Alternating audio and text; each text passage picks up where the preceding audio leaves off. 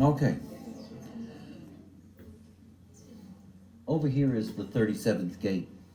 And we've had this precession of the equinox, and it's been moving through the 37th gate, and it's moved into what is the first line theme now. And in 2027, what's actually going to happen is it's going to move into the 55th gate. And it's this 55th gate here in the emotional system, the 55th gate of abundance. This is the gate where the mutation is taking place. Now remember, this mutation has been at work since the nine-centered being began. So it goes back hundreds of years that the mutation has been at work in terms of this 55th gate. Interesting thing about the lines.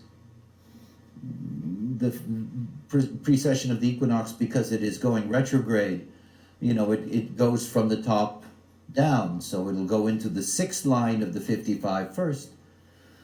And the sixth line of the 55 is selfishness. And if there was ever a theme to grasp, it is that we are entering into an era of selfishness. I can remember as a teenager that selfishness was something that was often associated with a negative, let's say. Let's get rid of that negative for a moment. It is something to understand about what it is to be us. You have to be selfish. I'm warning you. You have to be selfish. I go around telling everybody they should love themselves, which is nice, by the way. It's nice. But it's only when you love yourself that you're able to love. I mean, if you don't love yourself, all the love that you participate in, it's all fake, sort of. I mean, it's like people who do not know themselves and they meet somebody and that person says to them, I love you. They're so glad that somebody loves them that the very first thing they're going to do is ask them why. Why do you love me? I don't know. And they want to know why because they can't figure it out.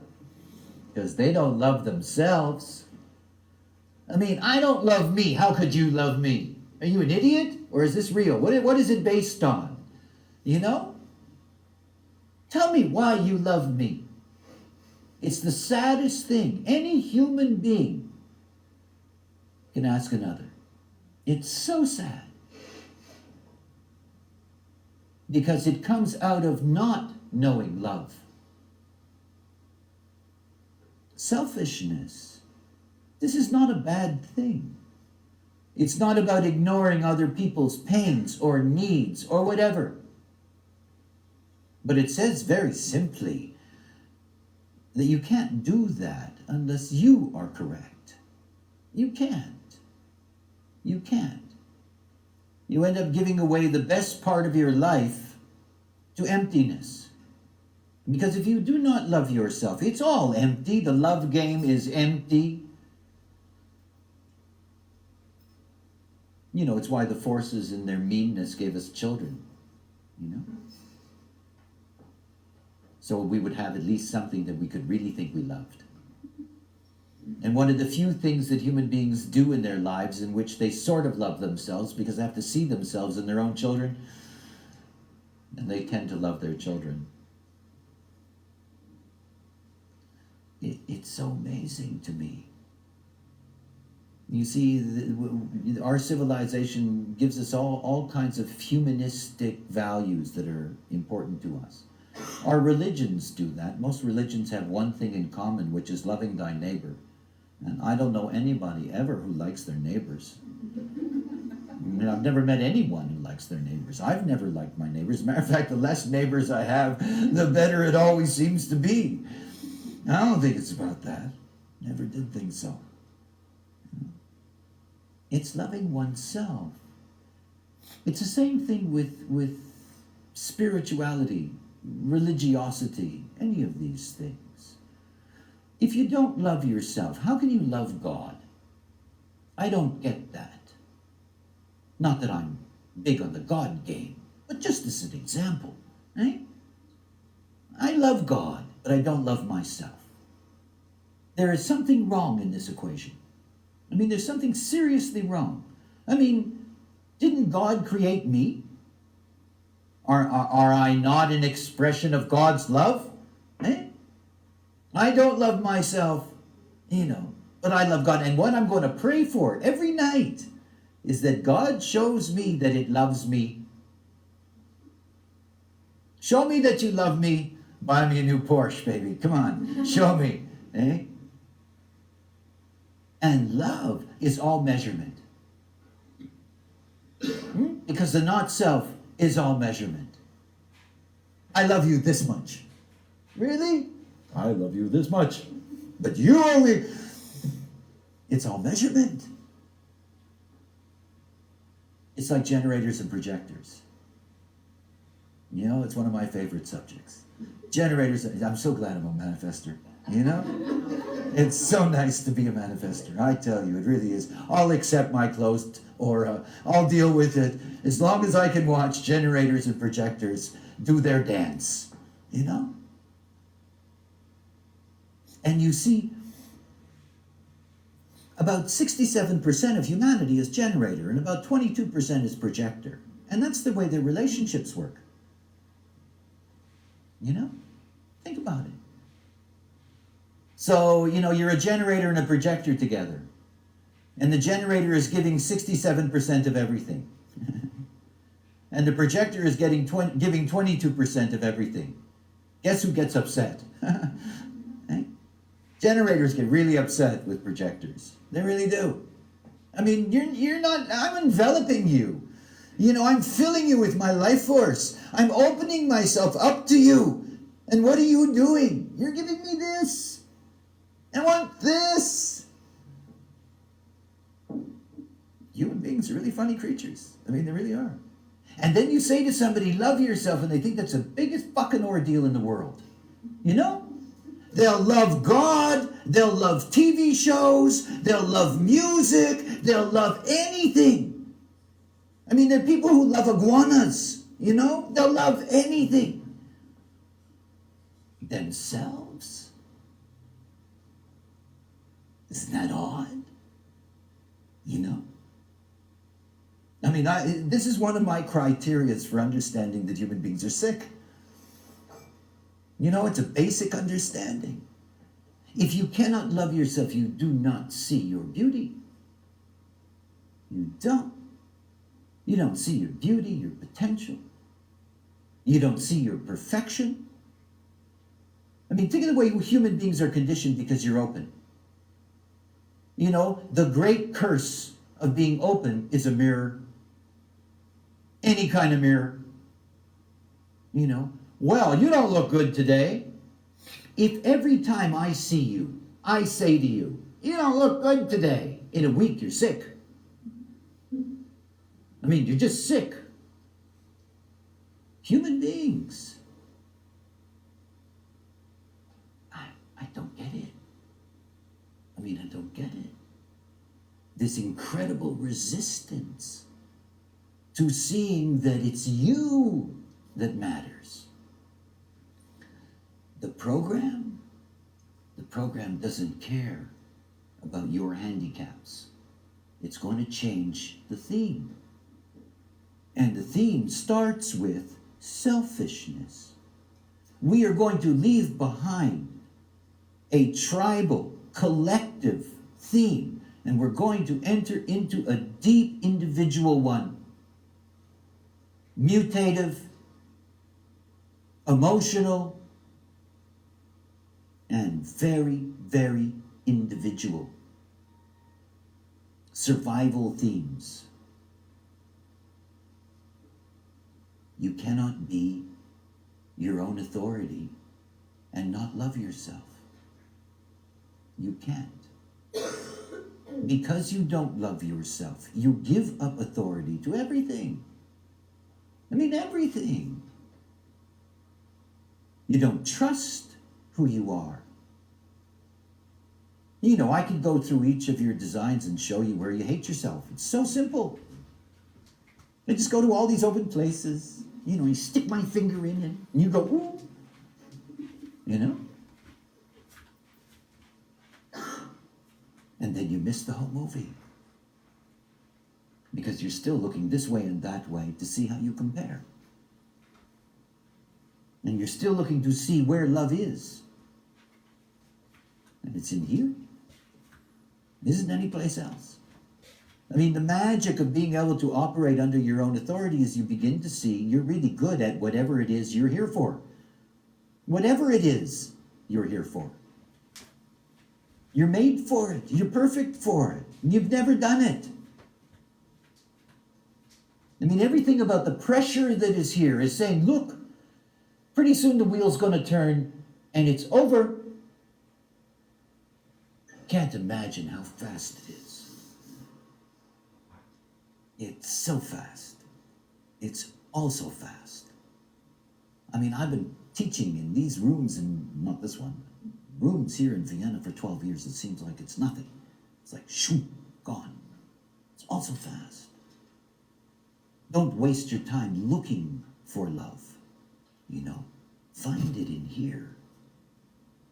Everything about what it is to be a human is that in the center of us is something deeply mystical. It's this monopole, you know, this magnetic monopole. It sits here in the sternum that holds you together in the illusion of your separateness. That is a monopole and is pulling everything to you. We are here to be with the other. You cannot survive in this life without it. This is what it's all about. And we're here to be able to live by our own authority, all of us.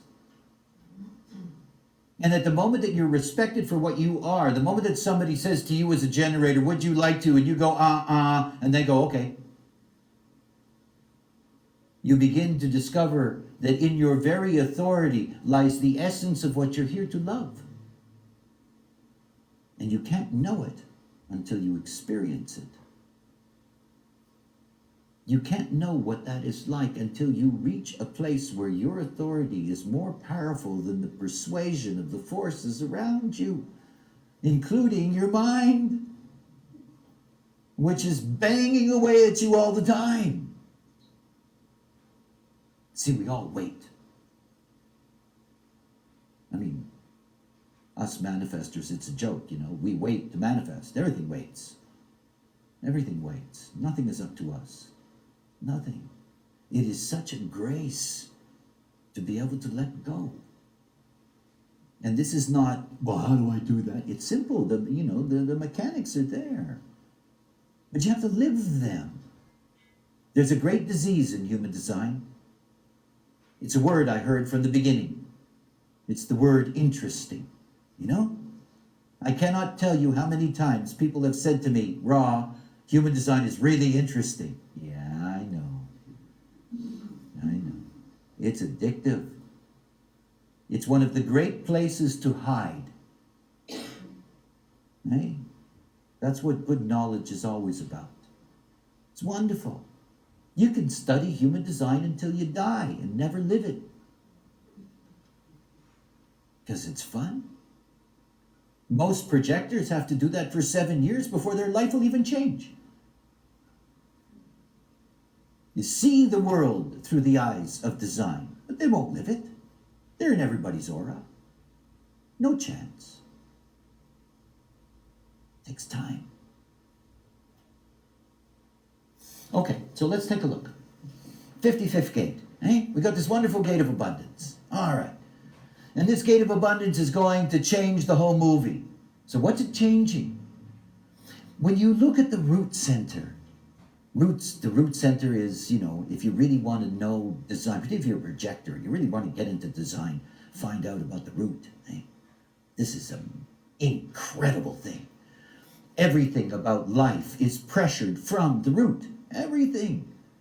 It's all pressure.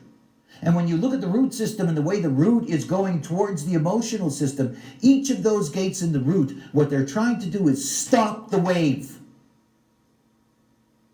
They're trying to fix the wave. That's what they want to do.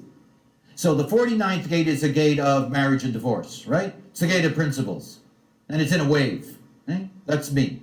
You know, I love you, I marry you, I hate you, I divorce you. Yeah, 49, that's me. What are you going to do? Eh? Years and years and years I lived that movie. I know that movie so beautifully. You know, it's terrific. Here it is. And every once in a while, 19 comes along, fixes the wave. That's what they do. They try to fix the wave. You're going to stay married to me. Fix the wave. You know? When you've got a 30th gate, and that 30th gate is full of desire, and it doesn't know whether it should or it shouldn't or can or couldn't, and a 41 comes and says, all right, let's do it. Always trying to fix the wave. But the most incredible is the 55th gate. When you look here at the individual stream that's moving up here, that is the 39 to the 55, the 22 to the 12, you're looking at one of the main mutative tracks over and over and over again in our human history. This has been the place where mutation has taken place. It is individual, it's already highly mutative to begin with. And understand what that means. When you see individuality in a chart, if you have individual definition, for example, in your design, it's something to understand that what that represents is the uncertainty principle. In other words, nothing is ever certain. And it's never certain until you know. Yeah? Never certain. I mean, think about the way the mind works. You know, you have two collective aspects to the mind. You know, you have logic and abstract. So think about decision making. If you're a logical person, what you do is you take a look at the decision, you create a pattern, you push the pattern into the future, and you decide based on that pattern. If you're an abstract person, you look at the situation, you go back into your memory, you look for something similar, and based on that, you make your decision. And if you're an individual, you don't know. You don't know unless you know. And then you have all these collective people saying to you, how can you not know? Well, they don't know. Well, what do you mean you don't know? Didn't you do that once before? Yeah. Well, then can't you think you can do that now? I don't know. You know? Well, look at the pattern. You've done it before. You know, you've got the skills. You've got the time. If we go into the future, this will work, won't it? I don't know. You don't know until you know. And you don't know when you're going to know. Think about the 55th gate. 55th gate is the gate sexually of fickleness. You know? She loves me not. She loves me not. And it goes on and on and on. I love her not. You know, it goes on and on and on. I don't know. This is the kind of person where you say, you love me? I don't know. You know, you want me? I don't know. You know? These are the kind of people get slapped and left behind. They just don't know. So you've got a pressure in the 39th gate. The most powerful, most annoying gate. This is the finger of God. I'm using the wrong finger. I'm being polite. This is the finger of God. 39th gate just goes right in and goes, nyeh. Very powerful. Very provocative. And what's it trying to do? It's trying to be powerful enough to provoke the 55 into stop being fickle. For it finally to be certain. Underneath that description is what's happening in the mutation of the 55. The fickleness is the wave. It's this wave, you know, this rolling, endless, see it this way, see it that way. And on top of that, if you're individual, you got melancholy, you know? So you're an emotional, melancholic wave rider who doesn't know. You know these people? Yeah. You know, it's way worse. I don't know. And then they suffer because they don't know. Remember something, if you have individual definition and you feel terrible, you know, you're depressed, you're moody, go do something creative. Because that's the only cure. I mean, it's the most magical thing about the nature of uncertainty and mutation and art and creativity. You see, the chemistry of individuality is truly the chemistry of the muse. The problem is always the perception. You know, if you're an individual and you wake up in the morning, you know, and you're melancholic, and you walk out of the room and you see your partner, and your partner says to you, "What's the matter?" You know? And you go, "Nothing." And they go, "You're lying."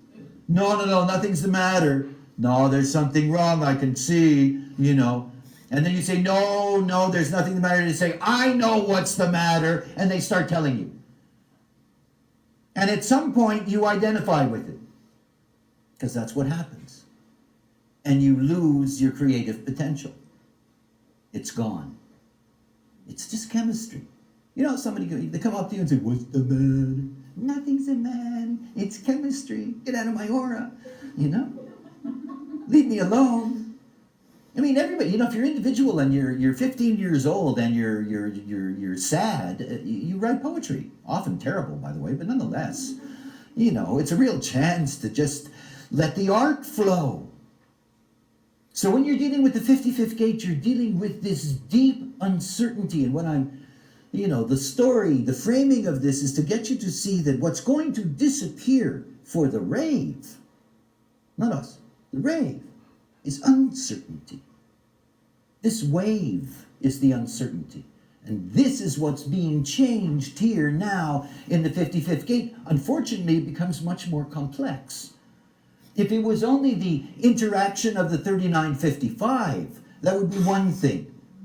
But it isn't, because the 55th gate and its neighbor, the 49th gate, both of these belong to the same chemical family, which means the mutation is taking place in both of them. And this is where there is going to be dislocation. And it all goes back to the nature of the 19th gate.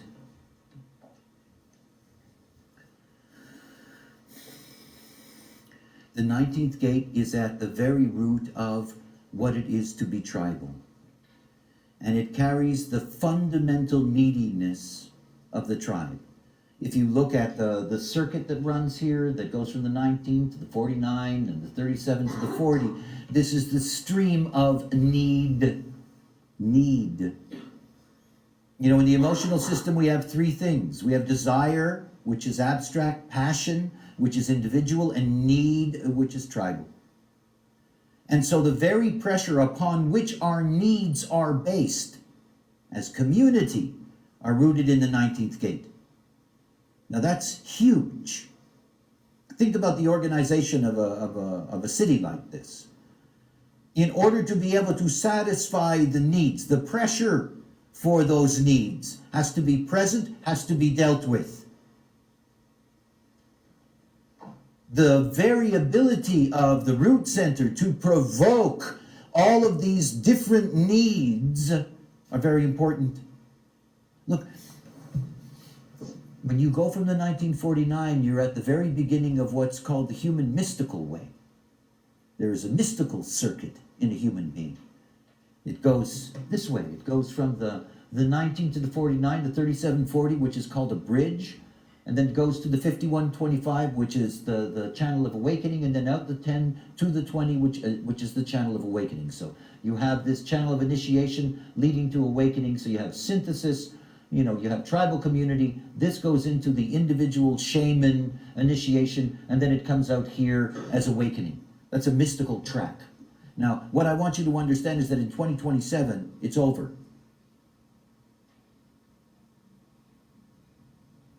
It's over.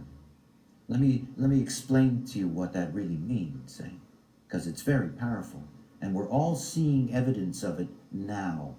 The 19th gate carries with it, aside from our basic needs, and those basic needs are territory and food and security. Those are just basic things that are there in the 19th gate. But the other thing that's there in the 19th gate is the need for spirituality. For the tribe, spirituality is glue. It's glue. It's a bonding mechanism. We all know that. Most communities where people still go to, for example, in the Christian world, where people still go to church, most of it is for the social connections. To be with friends in the community, to be with other families. It's part of it's much more connected to the social aspect in that sense than it is to the specific religiosity that it is. But think about something. The tribal basis for religion. The need to have religion is a glue because every tribe is held together by their God. Eh? My God's better than your God. And we have my God better than your God that's been playing out on this planet ever since we had tribes. This is all at the 19th gate. It all started with the pressure of the 19th gate. Tribes are held together by their gods. So what happens when we draw a red line here between the 19 and the 49? It means that the pressure that has been conditioning not only our needs, the resources, and all of these things, but the very pressure that conditions us to find our spiritual this or that or whatever the case may be, all of that is going to disappear.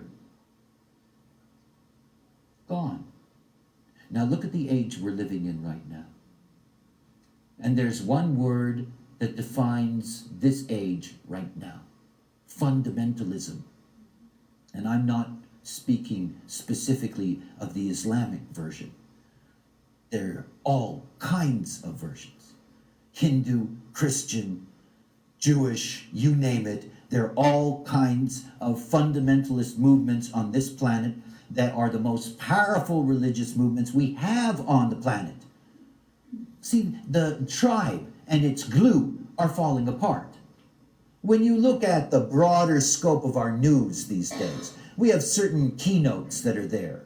Globalization, fundamentalism. And we see that there is a clash that has arisen when we have this, huge connection that takes place in our communication environment where we are moving all of these things and threatening the sanctity of the tribal gods. And in response, what we get is rejectionism. I mean, if you look at a guy like Osama bin Laden, you're looking at somebody who went native. I mean, he'd like nothing better. He lives it, some 14th, 15th century life. This is the fundamentalism right across the board that is a reaction to the fact that it's collapsing. It's collapsing. It's only an illusion that it appears powerful simply because there's violence attached to it.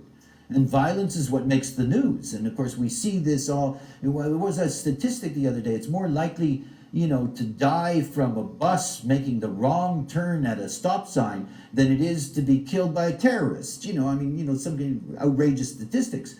The fact is that if you put it on a global scale, it's not a big deal. But what you're seeing is the flaming out of something. And of course, the consequences are not necessarily pleasant. As we discover, fundamentalism is rather frightening. But it's important to understand where it's coming from. All of the basic resources that have driven the tribe are dying now.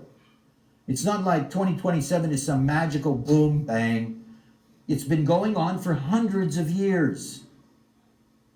Hundreds of years. And of course, the intensity of it is building. But it's not just about the spiritual aspect of it. And think about something else. Every human being that has ever walked the spiritual mystical path, including myself, has marched on that mystical path. I am a 51, 25, 10, 20. I do have the 40th gate. I do have the 49th gate. This has been my path. I know it. It isn't going to exist anymore.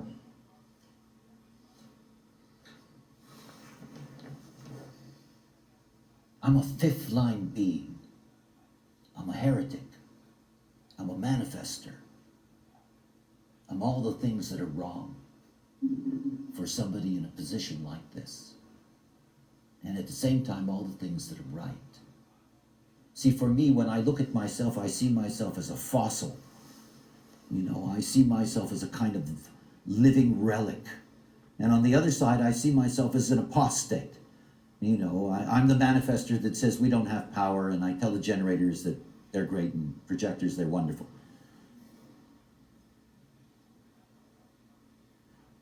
When I look out at what's coming, it's so clear to me that if you cannot find love in yourself, you're going to have nowhere to turn.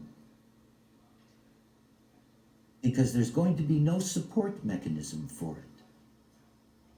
the gods as we know them. They're losing their power. We all know that. You can see that. You can see that by the fact that the moment that you have a civilized, relatively successful society, they stop paying attention to their native religion and go shopping on the internet for something else that's interesting. There is this movement. I have students literally from just about every corner of the planet. They're all over the place. And all of this is part of this stream that has been there for thousands and thousands of years, driving this spiritual process, being driven by those that tell you,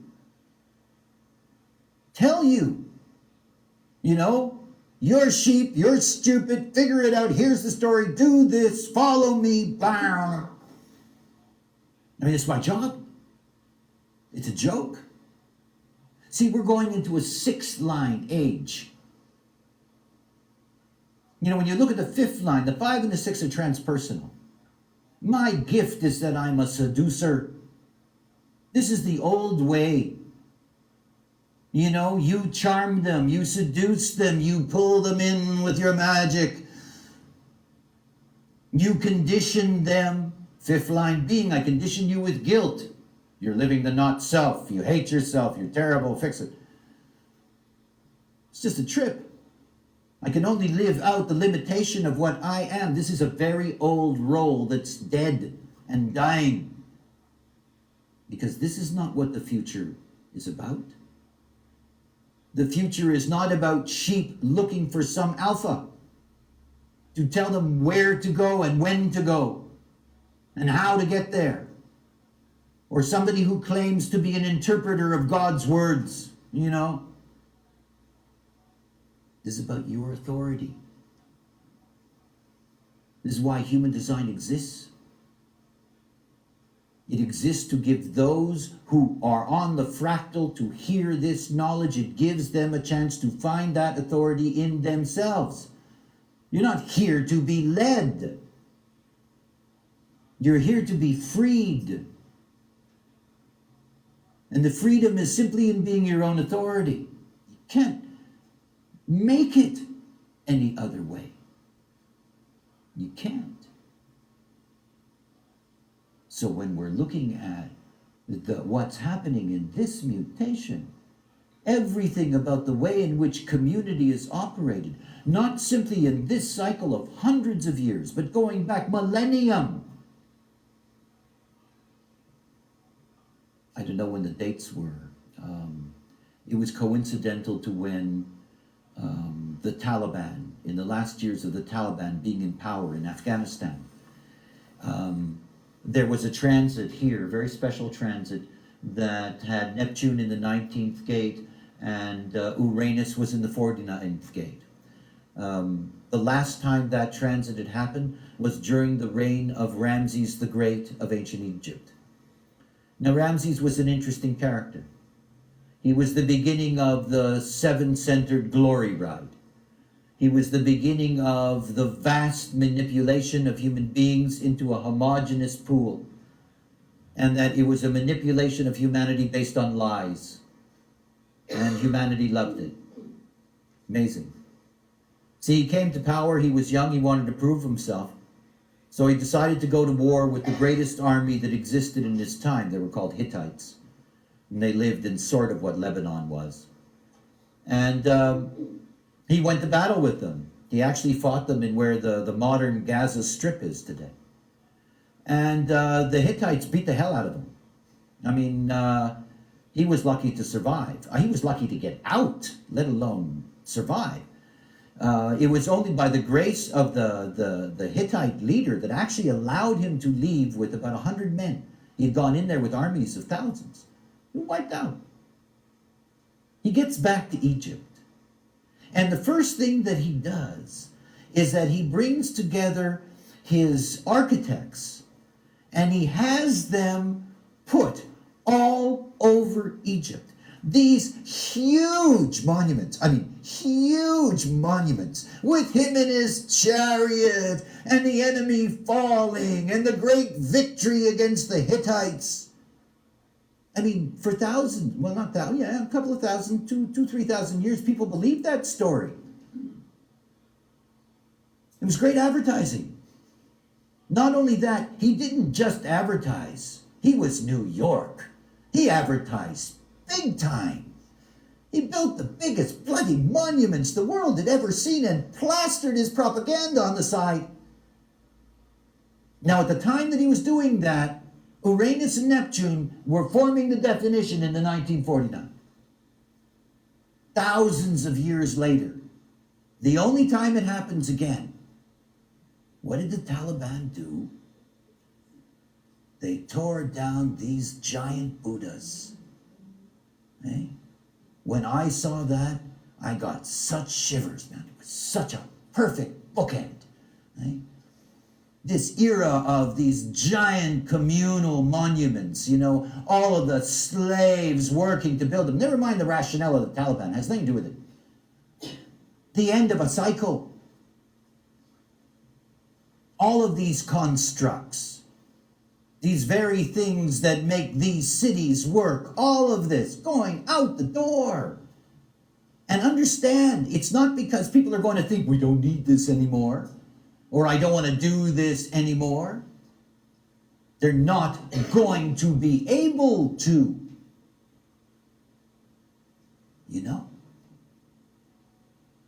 Think about Europe. For thousands of years, the tribes of Europe have killed each other. Thousands of years. Nothing but blood on this continent, which is why, by the way, the crops are good. But nonetheless, nothing but blood. Endless killing, right? And here we are at the peak. We're at the peak of our communal process. It took the horrors of 20th century to bring us to a point with this 40-37 in our communal bargains that you could create a European Union as an example. But it's all created within the construct. It is part of the pressure of the 19 that says this is what we need. This is how we need to have our resources and our territory and blah, blah, blah. This is the height of our capacity to organize community.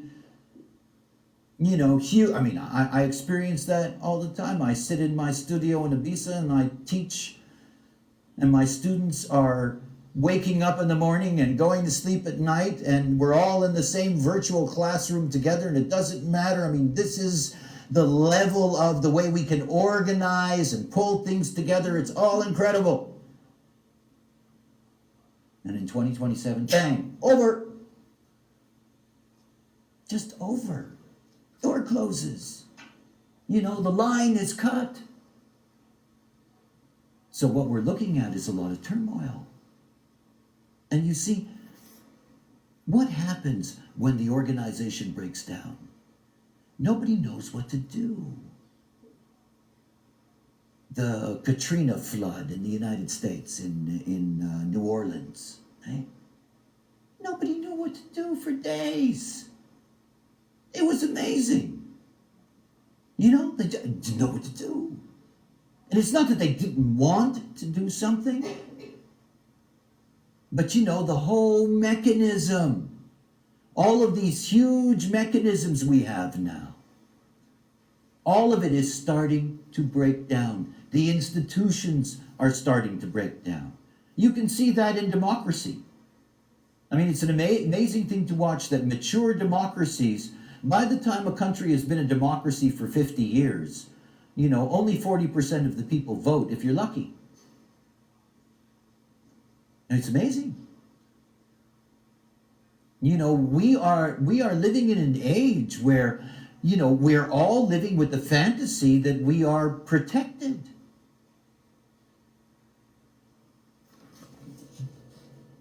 Today,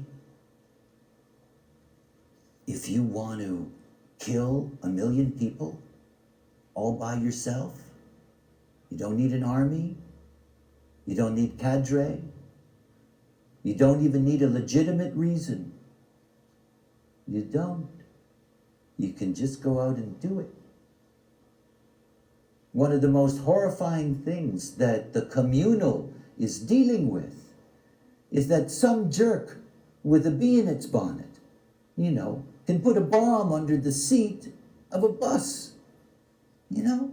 just to do it. And there's nothing any of these institutions can do. I remember watching live the London bombings, within moments, because I always have some kind of news thing beaming. And the first comment was the one that struck me the most. One of the commentators said, yeah, we've got CC cameras. We'll be able to see who did it. And I thought, shit, well, that's great. Good. Yes, right. That's like, after the cow has left the stable, you're closing the door. Never mind. What do you mean afterwards we can see who did it? They cannot tell you. They cannot protect you. Nobody anymore on this planet is safe because the government says so. No more. It wasn't that long ago that your government could say, we're safe. And in a sense, it was true. Not anymore. It's so easy. I mean, if I'm a suicidal maniac who's smart, I've thought about all these things. I mean, why not give yourself bubonic plague and wander around a big city and spit in all the public fountains? But this is the age that we live in. We live in an age where one person with one idea can change things. Where instead of having, the value of something being concretized in buildings and territory and this, it's ideas. It's individuals. So we're moving towards a different age. The support mechanisms. I got into a lot of trouble in the early years when I was presenting human design because basically somebody would come for a reading and I would do their reading and they would say to me, what should I do? And I'd say, well, go. I don't know what you're supposed to do. Just go. And they'd say, well, he's not very nice. And he's not very supportive. And, all of these things. But I understand. Why should I set up some kind of false illusion about, this is a support mechanism system? It isn't. It isn't. It isn't. You're being given the keys to not needing support systems. You got to get that.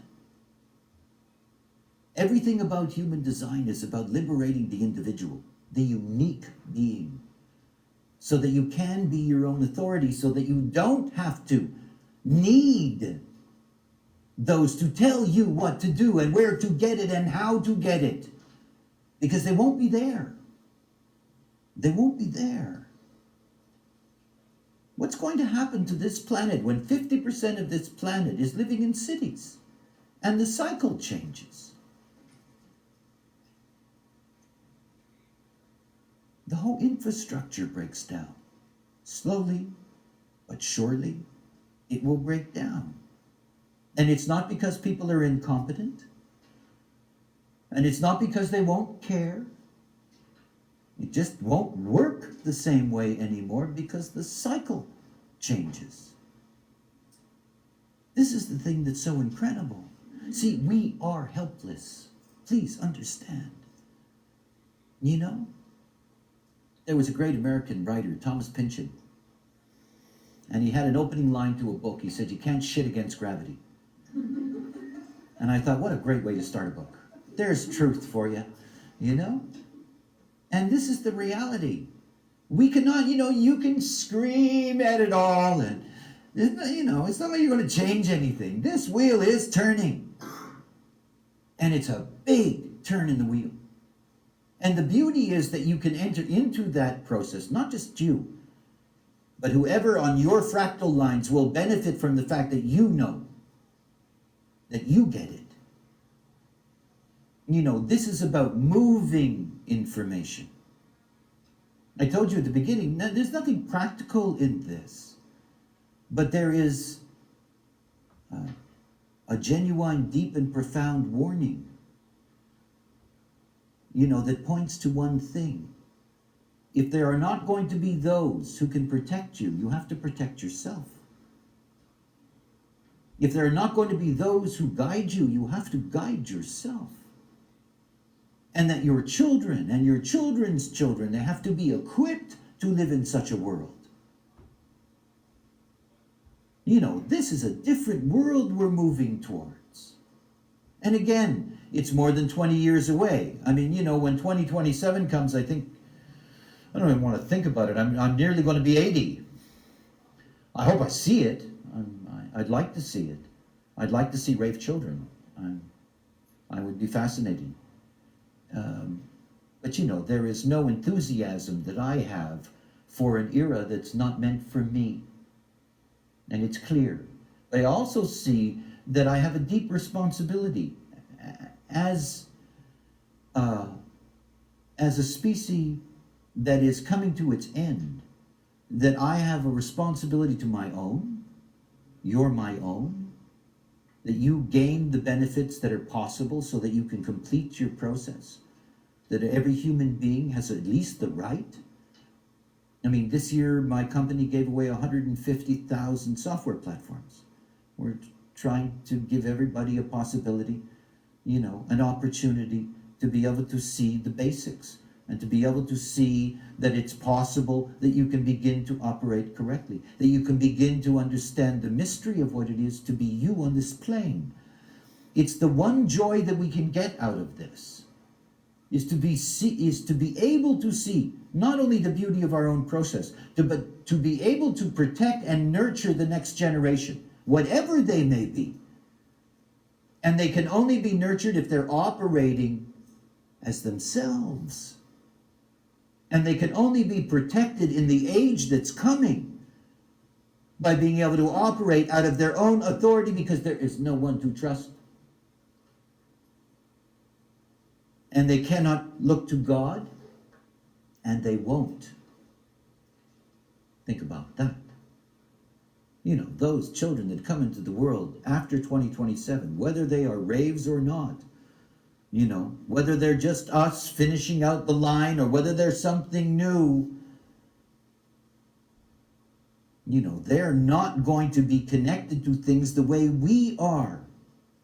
They will have no memory of what the 19th gate has meant to us. There will be no mystical pressure. They will not be under pressure to find God. They will not be under pressure to find themselves. They will not be under pressure to seek it from somebody else.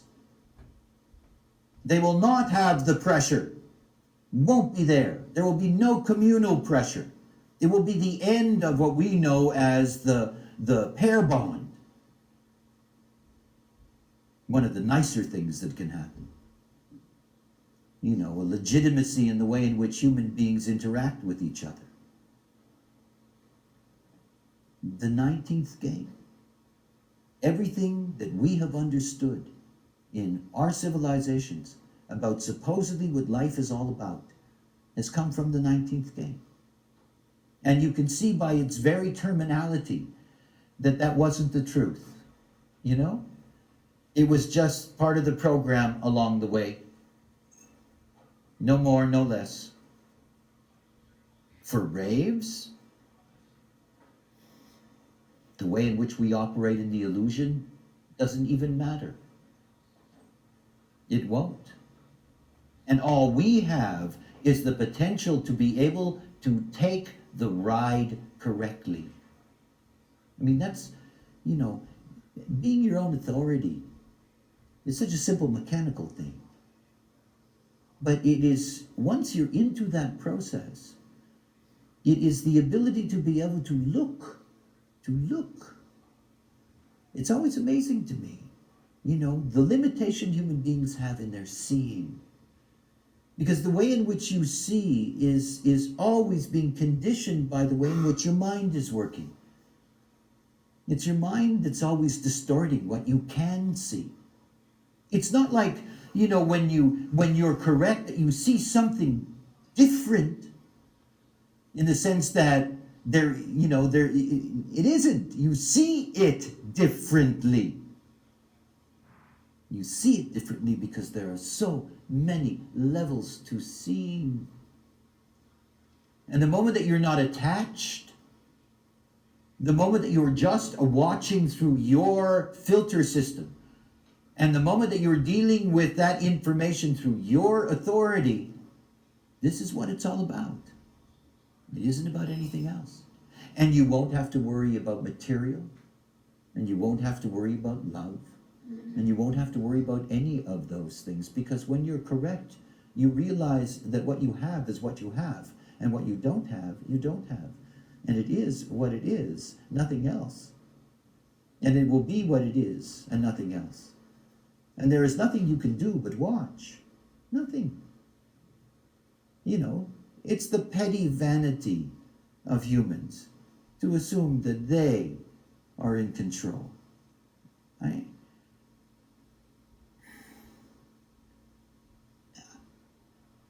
It seems, from my perspective, after all these years, I consider that a form of, generalized insanity. This people thinking that they are in control. All you can do is show them that they're not, and you can only show yourself. When I first started to teach human design, the very first thing that I said to introductory groups, don't believe me, don't trust me. We're in an age where you have to see that where we're moving, there are no teachers. There are no messengers. We're entering into a selfish age. We're entering into an age in which everyone is going to survive based on their capacity. And that survival is going to be the theme. It's just going to be the theme. Now you see, you do not have a quality life if you don't operate correctly. And it's clear to me that as we enter into this 6-line theme, we are going to be hit with a lot of things, most of which are not nice. Very clever retroviruses that just what HIV/AIDS. Most people try to put it out of their heads, And most of us that live in fairly reliable medical environments and have some level of sophistication, AIDS has been sort of put over here somewhere.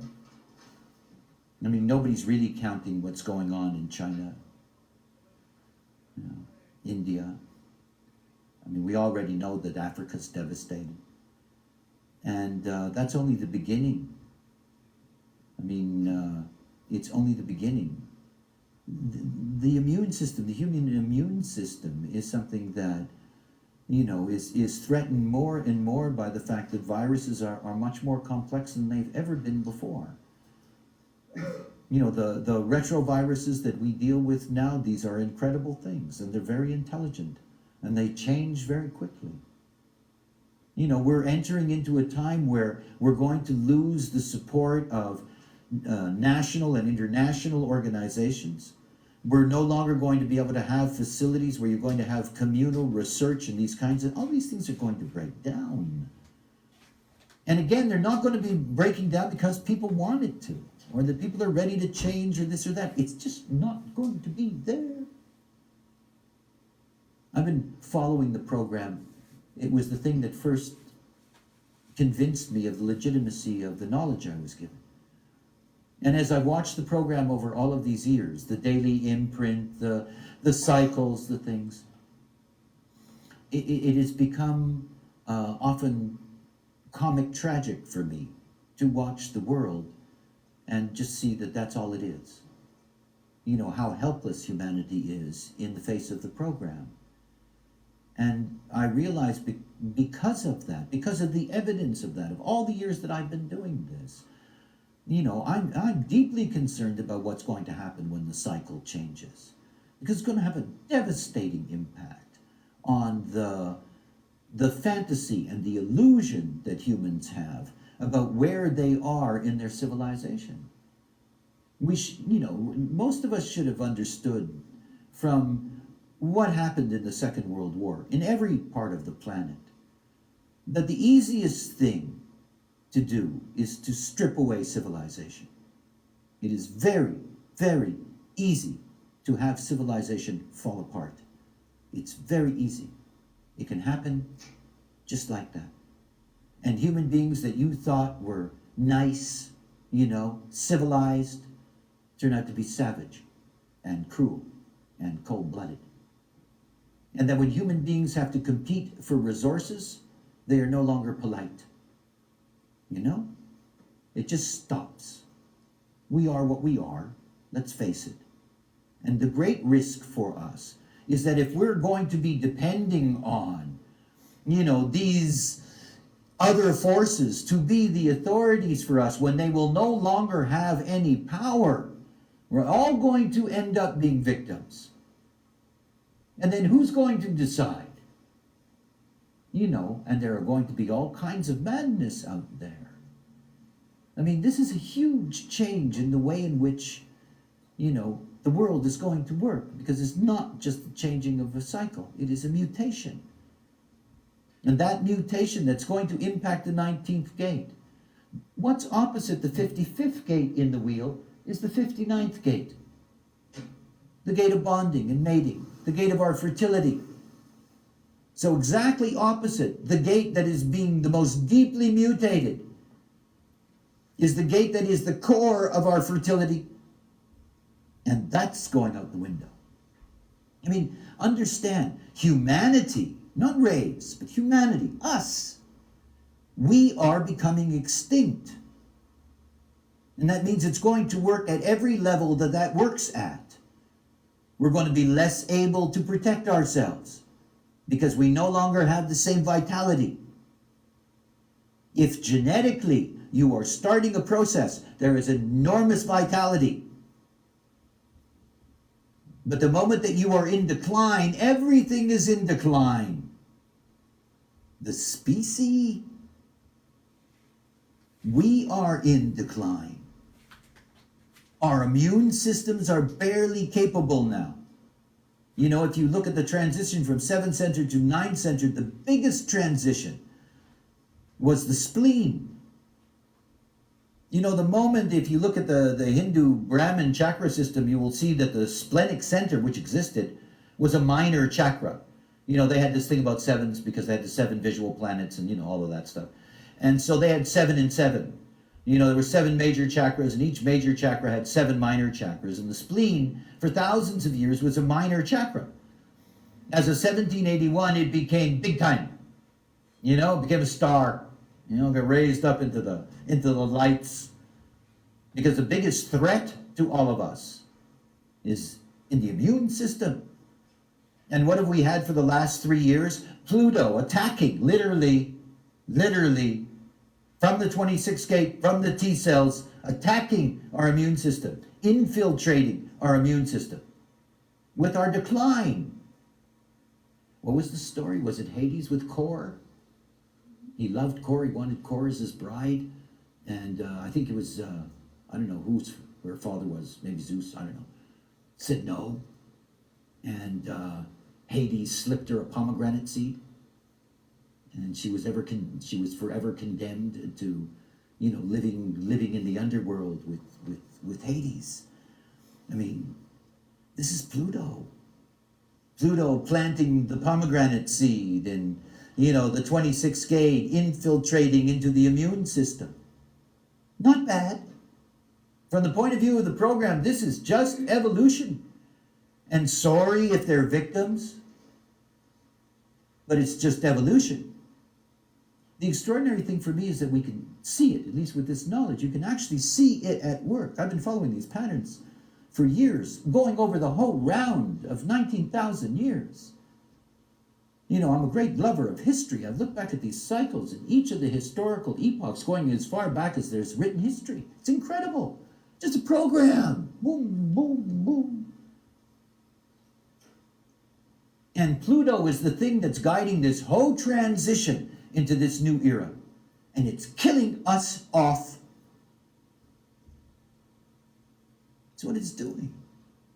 The beauty of that is, we've been doing this from the beginning. I mean, understand that the program is about building form that can be self-reflected and eventually perfecting that process.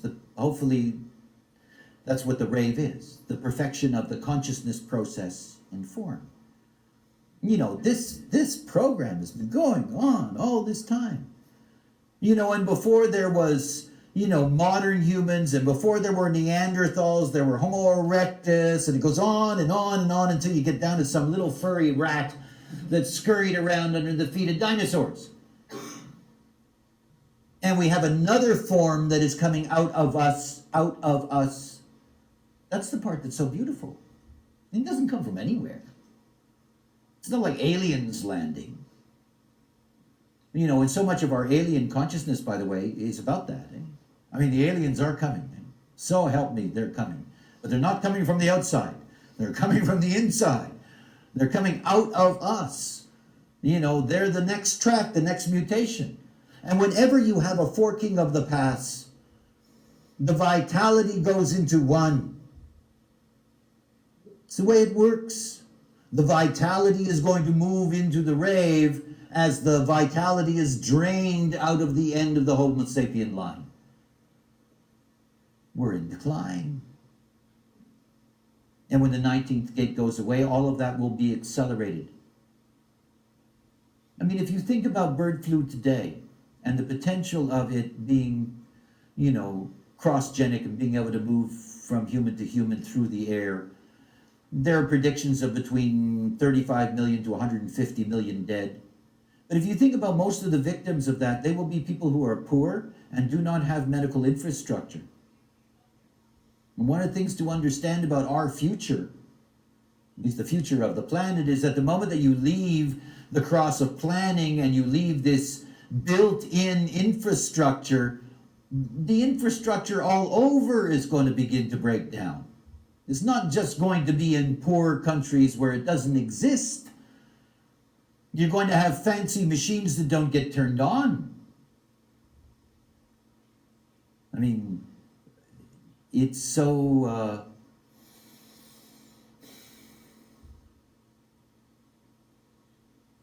if you really want to grasp it, what you need to do is experience the program yourself. It really is the only way it works. So that you can begin to understand something, how human beings are moved so profoundly. The not-self is in the thrall of the program. The not-self is in the thrall of the program. Totally lost in the program. Totally. Whether it's you do it yourself, or you can listen to me do it in English. You can listen to Peter Schreiber. He does a wonderful job in German on German radio. If you watch the program every day, don't watch yourself. It's too subjective. Watch everybody around you. Listen for people to actually speak the keynotes. Look at your newspaper in relationship to the program. Watch television and the relationship to the program, and you'll begin to discover something. Everybody is just playing out the program. And they're all playing out the program in this larger cycle where everything's very neat and clean. You got the ninth gate, the taming power of the small, all the detail, all of the science, all of the investigation, 16th gate, gate of skills, all these incredible skills that have emerged in this era, and the 4037 to all lock it together into that bargain. And the 4037 is the marriage bond. And the root of the marriage bond is the 19th gate. Whoosh. Gone. And the genetic imperative only works if you're going to have more. But if you're not fertile, it doesn't work anymore. It's all changing. We're all watching it. Day by day, moment by moment. If you watch, see this age incredible because I love it. This age of innovation, all these wonderful things, all these fantasies that we realize in this age. Enjoy it. It's magical. It'll be remembered, if it's remembered at all, as a golden age. Truly. A golden age. This is our golden age. And you have to take advantage of it. You do. The only way that you can do that is that you become whole as a being. There is no other way.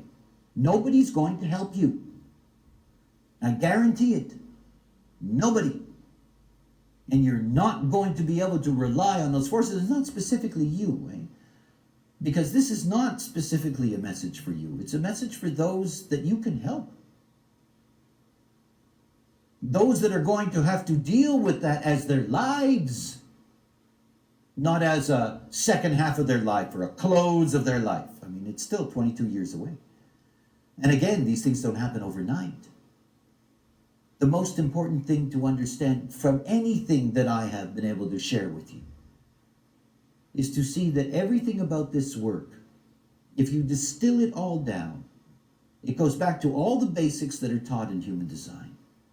It goes back to simply the question of, are you the authority in your life? Are you the correct authority in your life? Are you operating out of what is your type, your strategy? No other place in the history of humanity has there ever been such a revelation. Every revelation in the history of humanity has been a revelation that has come from the light. It's come from the personality, for the personality. The knowledge that I received, this is not the knowledge of the father. It's the knowledge of the mother. It's the form principle. It's about understanding that the form is the answer. It's the secret. It's the secret. The form will liberate the spirit. And it's only through your form that you can find the integrity and the beauty of what it is to be you. It's in the form. Nothing else. It's always been in the form. They see that everything basically is matter now. They're beginning to get it. It's all form. The whole thing.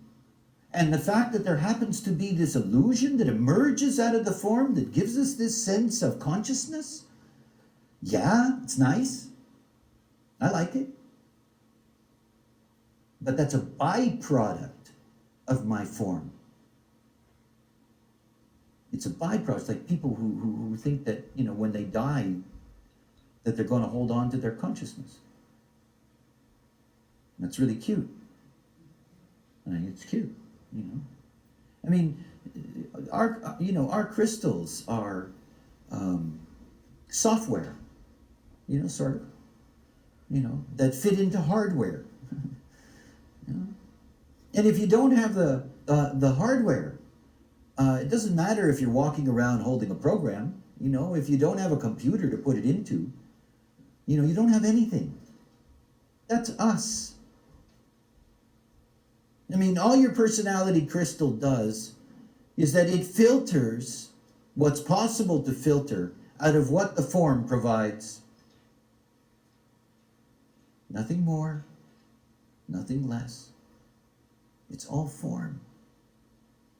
And the form has its own laws. It has a specific geometry.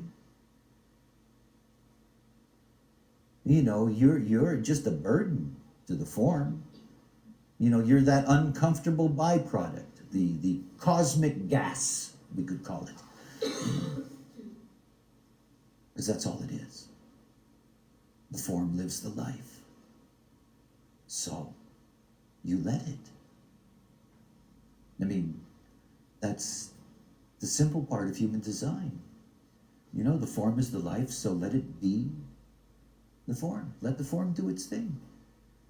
Give it the authority. Take the authority away from the illusion.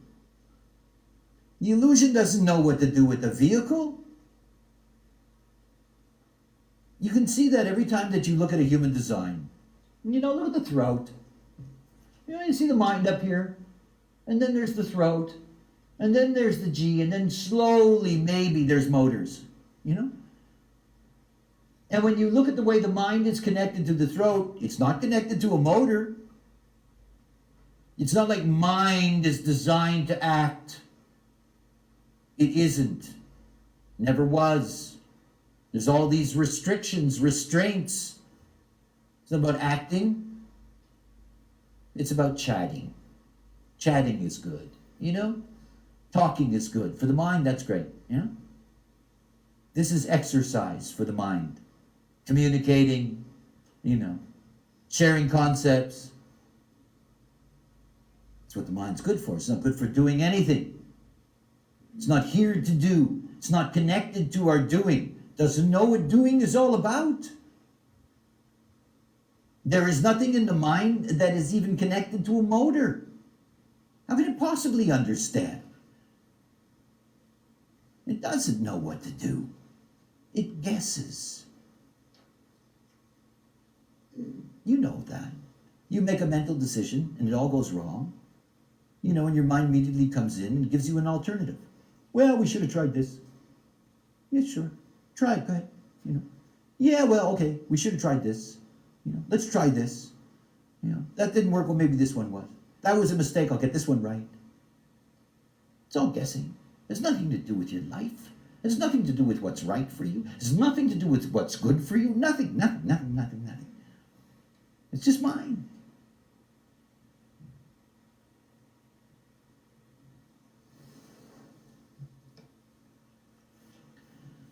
So out of this mutative matrix that we have that's coming when we move into the 55th gate, we have the mutation that's going to be fueled here. So we have the ending of uncertainty in that sense for the rave, so that the rave will have no wave. And it'll be very easy to distinguish between, let's say in 100 years from now, it'll be very easy to distinguish between a human and a rave. Because when you're dealing with the rave, it'll feel like you're dealing with an autistic person.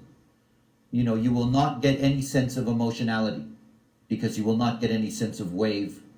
There will be no wave. Humans will still be expressing waves.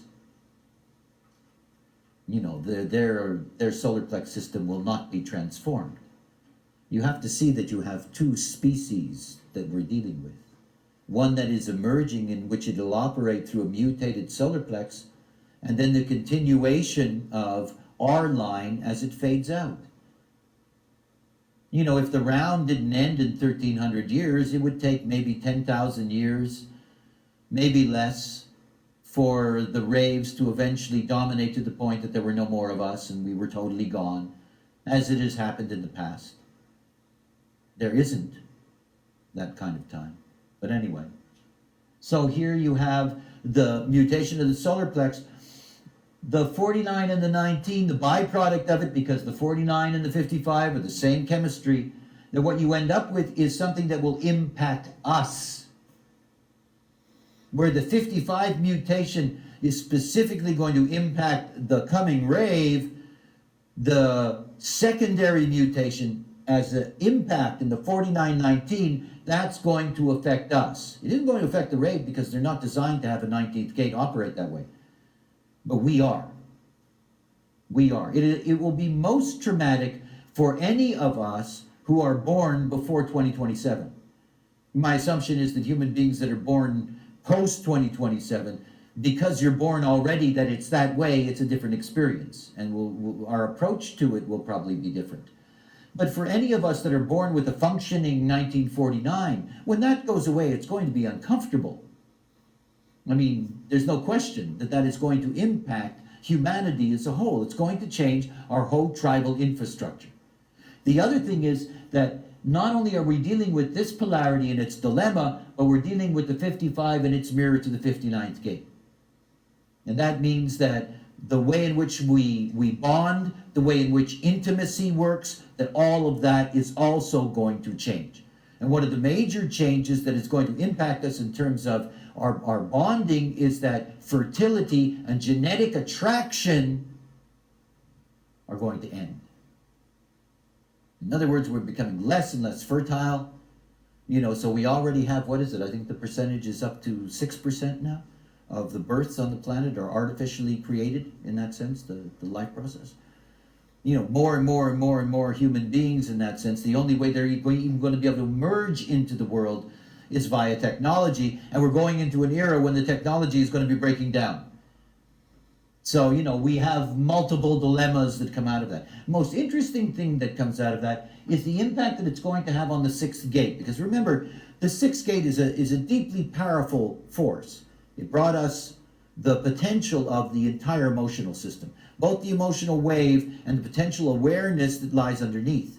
But at the biological level, the sixth gate is our pH. And basically, what pH does, in a very simple sense, is that it makes things more or less porous, open or not. Right? So when you're dealing with the sixth gate is either open to intimacy or it's closed to intimacy. This is the way that it works. Now that's going to be changed. And remember, every single aspect that points at the emotional system is trying to stop the wave. And we're going to enter into an era in which the wave is being deeply impacted. If you look at humans in the future, not those that will be raised, but just those that are carrying on our line, what you will see is that the only part of them that still has an emotional wave is in the human experiential wave. In other words, the 41 to the 35, this will continue to exhibit emotionality in the way we know it. In the way we know it. And all of that is being carried by the 36. In other words, there is a transference that's going to take place. The 6 and the 36 are polarities. And basically what that means is that the motor function that has been in the 6, that motor function is going to be transferred to the 36 because the 6 is not going to be creating a wave anymore. And that is going to have a deep impact on our sexuality. In other words, basically it's going to close the door. And it's going to close the door on what human beings are used to, which is being attracted by difference. And what we're going to discover is that when you're operating out of your own authority, and you're operating selfishly in that sense out of your own authority, that you're only going to be comfortable aligning with similar forces. You will not be comfortable aligning with different forces. And difference is becoming, the polarization is becoming a deep theme. We have this generation now, it's coming into the world. They're laying the foundation. This 3313 transit is laying the foundation for this polarization in which difference is no longer attractive, but it's the other side. So as we move beyond 2027, you're going to have, in the same way that you have racial distinctions, type distinctions are going to get much more concretized. I've already watched that in the 18, 19 years that I've been involved in design, how, projectors and generators and the various types, how over the years, I've been able to see how they begin to be so similar to, in their groupings. The generators, they really become, a very, very distinct force. When I look out, it's like seeing other sexes or other races or whatever way you want to describe it. For me, it's quite clear that type distinction is extraordinary in that sense. And when you think about the bonding process, the way in which we have lived it out, which has been entirely incorrect, because all of it has been based on difference and the attraction through genetic difference. And here what we're looking at is our alignment with other forces. It will not be gender-based. That isn't to say that it's going to be homosexual or heterosexual, because there's very little in what we understand as sex that will be a part of that. There will be alignments of like forces. And this is the place where you're going to see a new kind of intimacy emerge. Left angles with left angles, and generators with generators, and, defined centers with defined centers. You're going to see that more and more what is similar is going to become attractive. Because remember, if you're no longer fertile, you don't have to be attracted to difference. I mean, it is difference, that is the ground, the basis of our genetic vitality. We're constantly mixing our gene pools in order to keep it all fresh. And so the moment that there is no genetic imperative, and remember the 59th gate is a roll gate, and it is the roll gate of our genetic imperative in bonding. And the genetic imperative is going to disappear. It's just going to disappear. So it's no longer the imperative. The imperative isn't, I want you because you're different. And once that imperative is gone, and the pressure of the 19 is gone, that pressure to build the bonds, the contracts, you need them to look after the children, and blah, blah, blah, all of this stuff, we're going to have an enormous change in our social connections. You can't operate in a world like that unless you're the authority. I mean, it's like now in your lives. Please understand me. Your life is dependent on who's in your aura. It's dependent on it. The quality of your life is dependent on who's in your aura. If you don't have the right people in your aura, you're never going to get out of the not-self. You can't. And the correctness about the other is about your authority, your strategy, your approach. But it's about you. It's about your authority. It's not up to anybody else. It's not up to anybody else to dictate to you who belongs in your life. It isn't. It's one of the most difficult things that you have to do in this life. When you come to this knowledge as an adult, that ultimately there has to be a realignment in what you see as the other. The other has to change. If they don't change, they've got to go. If they cannot see what you need, they've got to go. Oh, please embrace selfishness. It is the only way that you're going to find yourself. It is the only way that you'll learn to love yourself. When you can learn to love your decisions, when you can learn to see that those decisions that you make mechanically, that they work for you, that they come mysteriously out of you, that they are perfect, regardless of how you look at them. They're perfect. Then the magic of this life is there. It's so sad for me how mundane life is for most beings. Incredible tension in human beings. I spend my endless hours in hotels looking out windows when I'm on the road. And when I watch human beings walking in the street, one of my favorite things to do, it's always both comical and sad. Because they're all walking with something on their shoulders. And you can see how heavy it is.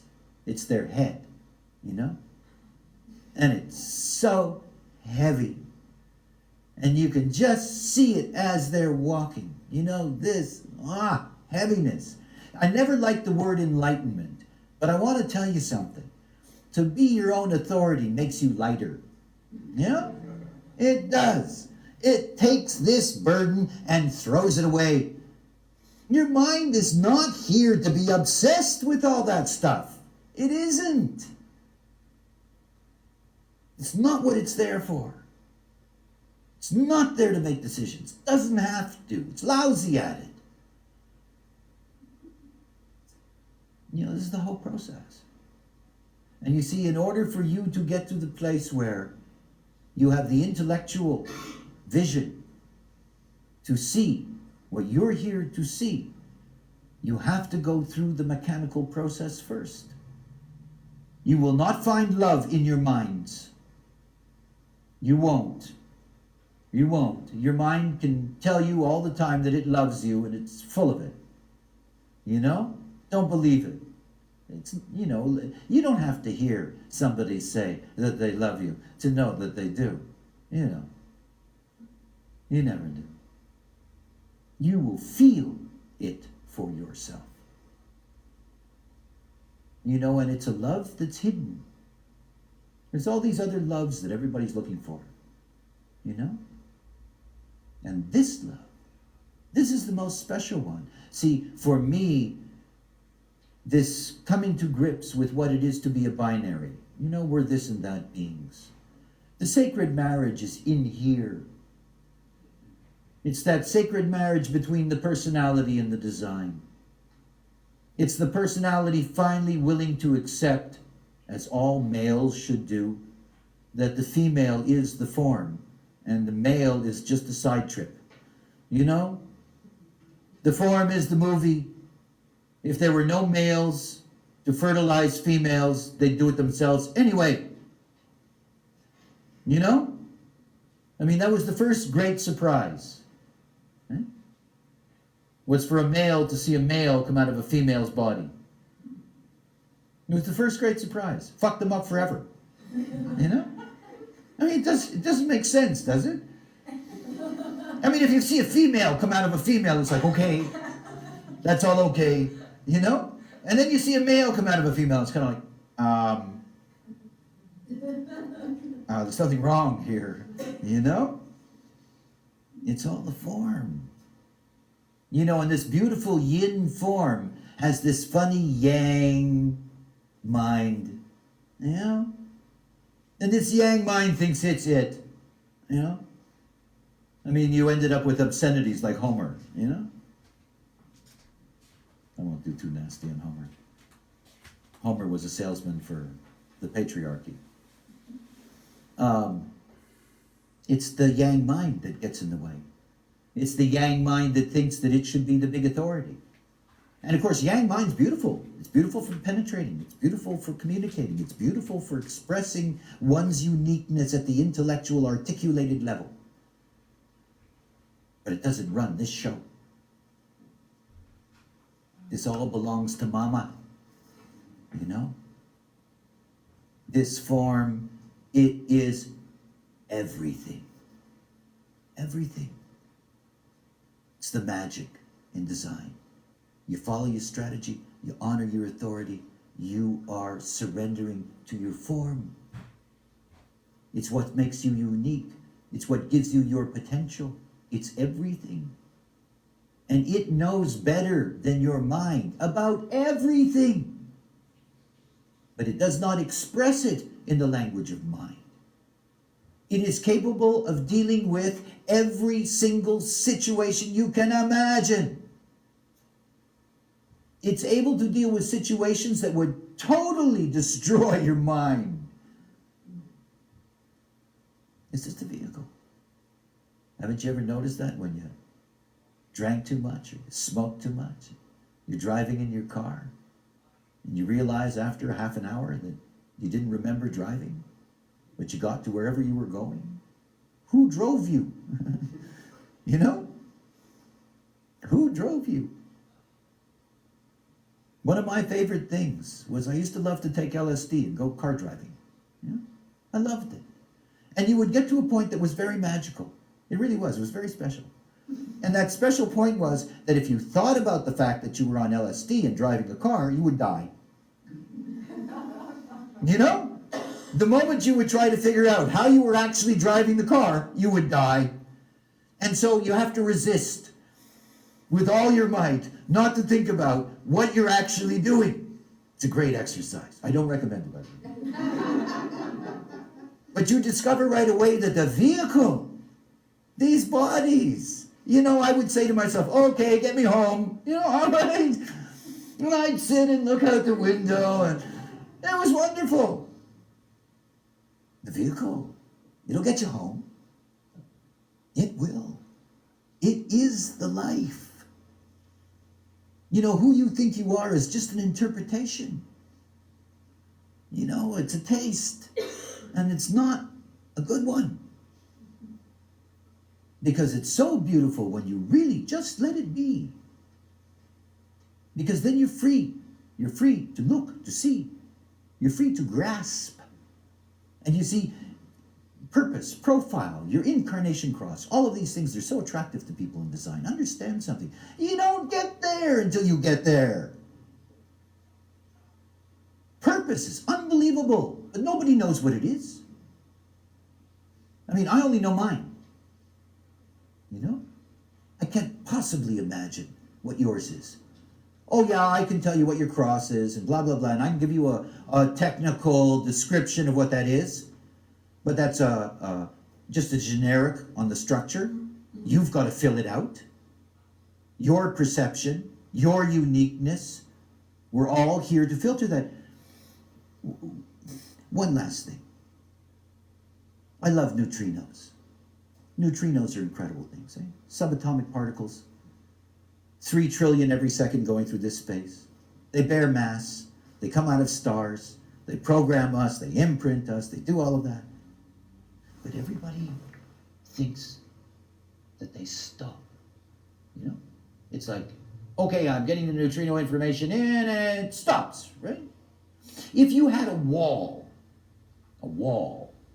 that was 15,000 light years wide, that's very wide, eh? That's traveling for 15,000 years at 185,000 miles a second. So it's a very wide wall. If you had that wide wall made of lead, it would not slow down a neutrino, you know? So they don't stop here. They don't. I want you to think about something. Neutrinos travel at nearly the speed of light. Nearly. They can't travel at the speed of light because they have mass. And what we have learned about neutrinos, the way they were able to prove that they had mass, is that they oscillate. Yeah? And they oscillate because they are impacted by mass.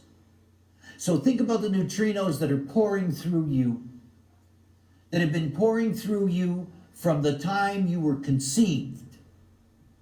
Conceived. You know, long before you had any grasp on what the movie was. And from the time of your conception, the neutrino information has been streaming through your crystals and going where? Out into the cosmos. I mean, I'm 57 years old, so for around 58 years, neutrinos have been going through me and going out. So right now, if you go into a big, huge ball all the way around the cosmos, and you go out for 57 light years or 58 light years in all that direction, they got a taste of me. And it'll keep on going. But it's not just me. It's all of us.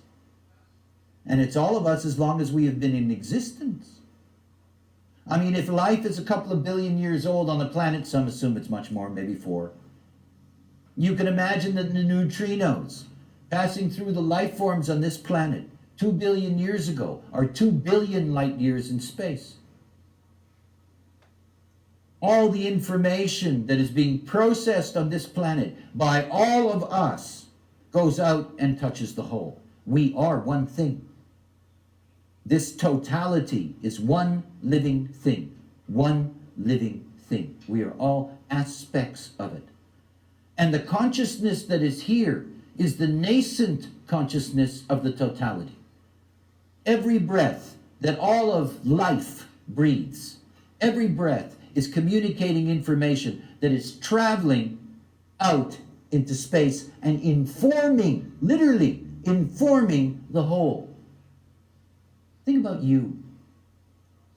And think about you being messed up and not self. That's what you put out. Think about the billions of beings on this planet. And think about life on this planet. And think about what they're putting out. See, each life is essential to the whole. It's an ongoing process of consciousness. Crystals in you, they've been informed before. This is not a new game. This is an old movie. And all of this is part of a process of informing the whole with consciousness. This is nothing but a consciousness program. So I want you to understand that in your very selfishness lies your perfection and lies your perfect contribution to the whole. That when you're correct, what you put out is correct. There is no measurement. There is no judgment possible. None. It's an essential aspect that needs to go out. The dream of, the Great Awakening, all of that, well, it's nice. But the important thing is that there are those who will actually get to that state where what they are processing in this life, what they put out in this life, which will go on, long after I'm gone from this plane, my neutrino information will still be moving endlessly in space. That's the way it works. There's an incredible prana. This is where the movie is. Right here in the illusion of our planet. This is where the movie is. This is where consciousness is informed. This is the informing consciousness of the whole. This is the giant filter. This is where the experiment is. And this is the time, to be a success. Us as a species, to finally reach that place where we can stand alone and be what we've always looked for. That we are God. That we are the perfection. That we are unique. And that we are absolutely necessary. Each and every one of us of unique value to the whole. So anyway, we have an interesting story. I hope that didn't depress all of you. The most important thing is that you live out your design. That's my job, is to encourage you to stay on the surface, and live your design. And you live your design long enough, you will see there are extraordinary benefits to the awareness that comes with that. But it's a real journey. And remember, be very careful about the forces around you. Work very hard at making sure you have your own sleeping space. Work very hard at making sure that the other people in your life respect you for what you are. Insist on it. Do not be afraid to demand what is correct for you. Those who care about you, those who recognize you, those are beings that will go along with it ultimately. But it's very important that you understand it's up to you. It's not up to anybody else. Nobody is going to be able to help you. I can't help you. I truly cannot. I can't help anybody wake up. I can't. I can't help anybody, live a life as themselves. There's nothing I can do about that. I'm just a messenger. You're the only one because it's your authority, nobody else's. Nobody can baptize you into human design, You have to do it yourself. You immerse yourself. You have to do it. And when you do it, when it works for you, then you get the real joy. You get to see that there are no options, so you might as well just enjoy it, love yourself. It's very sweet, and get on with the business of seeing what's going to happen, because it's fun to watch the movie. Okay.